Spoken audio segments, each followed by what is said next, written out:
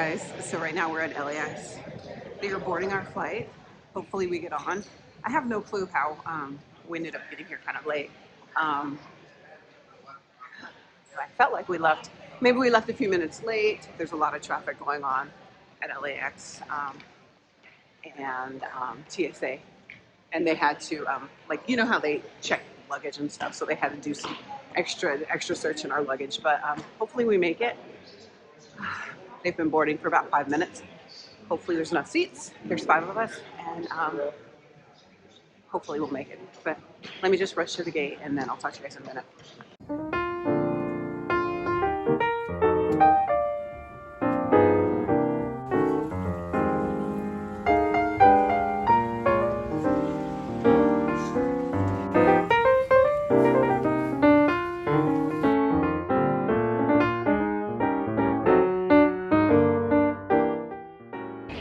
So we made it.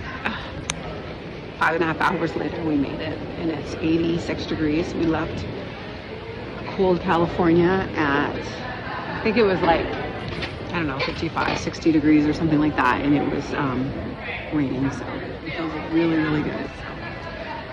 Room tour, full kitchen, living room. I'm so glad it's a suite so that I don't have to be that close to my sons. Just kidding. Oh shoot, I can't open this. Well, anyways, there's outside.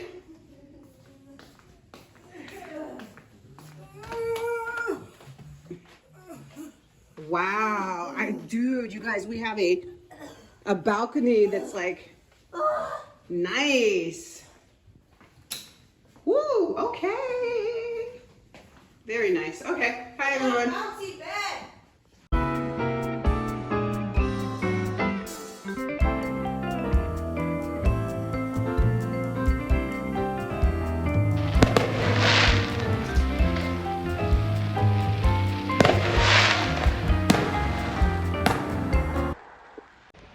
Okay, so hi guys.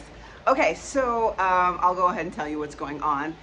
But I wanted to kind of give you a backstory. So this is January 1st, 2023. And okay, so my son, the youngest son, really wanted to go on vacation during Christmas break, okay? You know, they had to, the kids were off for school. And originally we were thinking of doing Japan. And then we were thinking, he's been wanting to go to Maui. So we had different options. We were thinking of Costa Rica, Guatemala, just different places. But we ended up having to just kind of figure out what's the most open. So Maui ended up being the most open. There were, I think, 43 seats there. And then there are, God willing, if it stays the same, 30 seats going home. And there are 5 of us. And as you guys know, it's very, very difficult to travel during Christmas break sometimes. And I know a lot of you guys are like, oh my gosh, you're crazy for traveling during Christmas break, summers, spring break, all that kind of stuff. And it's true, I am crazy, but that's the only time I can travel with the kids. I mean, I can travel on my own, or with my husband or something like that, but I can't travel with the kids when it's not, you know, the breaks, just because they're in school. So that's the reason why we have to do that. And I feel like the whole standby life and everything kind of makes you flexible, because we really didn't know where we were gonna go. We originally wanted to go to Japan, of course. And there were seats there, there weren't seats back. We could have done ID 90 and or Z fare, which is like when you go with another airline and you just pay, I don't know, the taxes, the fees, whatever that is. So for instance, I think it was Air Japan, and we were gonna go from LA to Japan. It was gonna be like, how much was it gonna be round trip? I think it was gonna be $80 each way, which was not bad, which is not bad at all. So 8 times 2 is 160 times 5. So 150, 3, 5, 4, 56, 750. It would be about like $800, which is not bad, round trip to go to Japan. But we ended up deciding we kind of wanted a more relaxed, chill vacation. It was crazy though, because at one point we were like, I was a little nervous about going because you guys know what happened with Southwest and how they had all these canceled flights, and it kind of was affecting ours because what had happened was when their flights got canceled, they were booking themselves on other airlines, American, Delta, United, whoever they can do to get to their vacation, to get to home, to go and see loved ones and all that stuff. So I didn't know if it was going to work out, but I started thinking, I'm like, okay, so a direct flight, I'm not going to go through the East Coast to come back. I'm already West Coast. So we decided to try it, and I'm thankful we did. One reason why I was kind of trying to avoid Maui was that it's super expensive right now. It is crazy, you guys. Like when I went on Expedia, and a lot of times I'm lazy and I do Expedia, okay? I know I should be going through like my ID90 or like Perks and different things like that, but sometimes Perks is about the same unless it's cruises. Cruises, it's super cheap. But what was I going to tell you? So I was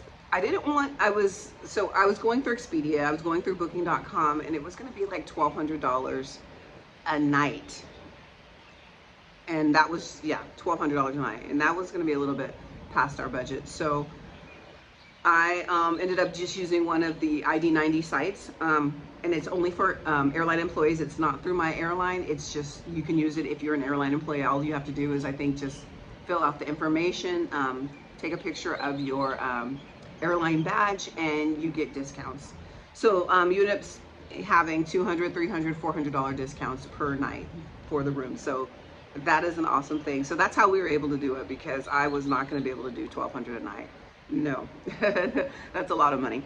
So today, so yesterday we just, we had so much fun. We went and we chilled on the beach the past few days, actually yesterday. Chilled on the beach, went to the pool. I mean, it is gorgeous here, you guys. It is like paradise, and I'm so thankful we did.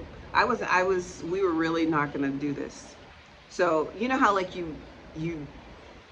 yeah.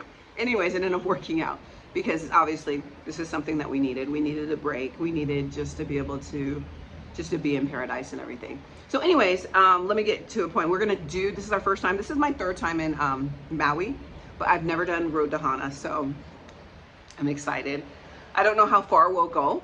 And Road to Hana is just like you go and then you drive a little bit and you see the rainbow trees, and then you go and you see a lagoon and different things like that. But they say it's probably the most beautiful trip in the world. So we're gonna see. And I'll take you guys along with me. And I'm just so thankful. One thing about being a standby, just to kind of give you guys a heads up, is you have to be super flexible. I remember when I used to work for United, and my kids were little, especially when the oldest was little and the other one wasn't even born, that we never knew where we were gonna go until the day before. Because I was like, I'm not gonna get stuck anywhere with my kids. Especially when they're that little, and then I just didn't wanna get stuck.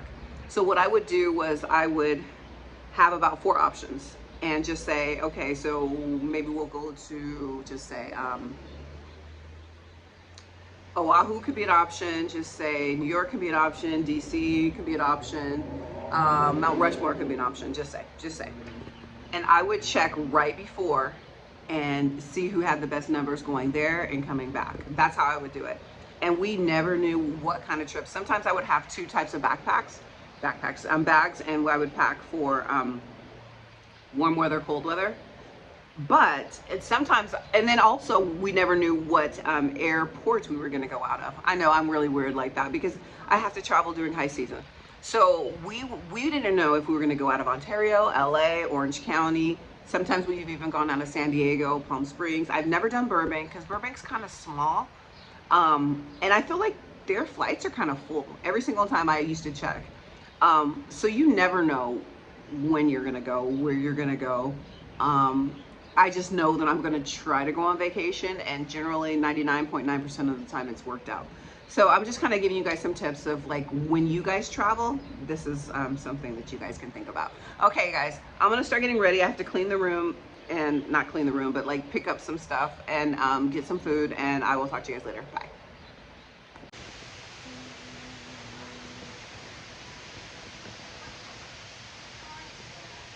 So we and the rest of the family, they're behind us, are in the Garden of Eden. It's part of Road to Hana. It is so beautiful, you guys. I can't even like tell you how gorgeous it is, but it's beautiful. Highly recommended. See, look.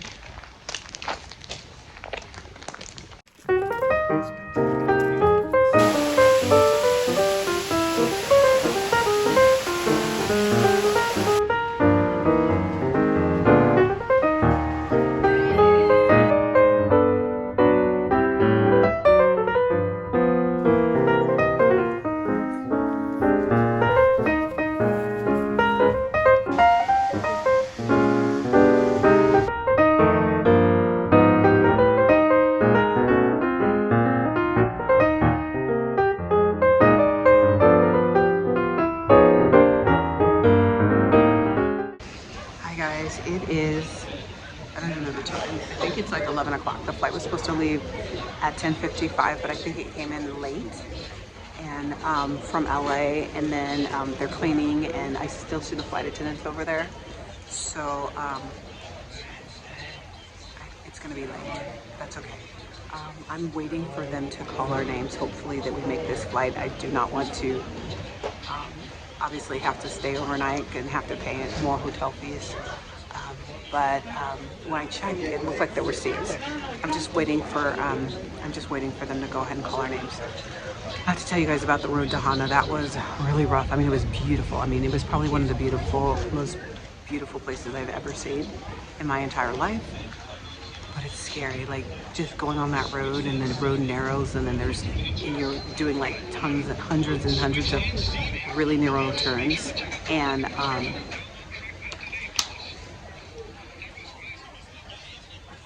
the lane goes from 2 lanes, so it goes, like, just say someone's going down and someone's coming up, and then it goes to 1 lane, and you're hoping the other person yields or you yield, and it's chaos. It's very scary.